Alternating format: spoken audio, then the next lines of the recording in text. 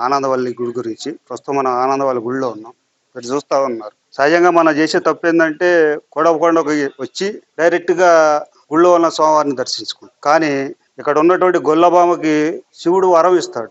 ఏమనంటే మొదటిగా గొల్లభామను దర్శనం చేసుకోవాలి. గొల్లభామ దగ్గర మన కోరికలు ఏవైతే ఉన్నాయో అది చెప్పుకోవాలి. అది చెప్పుకున్న తర్వాత శివుడి దగ్గరికి వెళ్ళాలి. మన కోరికలు ఏవైతే ఉన్నాయో అవి గొల్లభామ ద్వారా శివుడికి చేరతాయి. అది మనం ఇక్కడ తెలుసుకోవాల్సినటువంటి ముఖ్యమైన విషయం.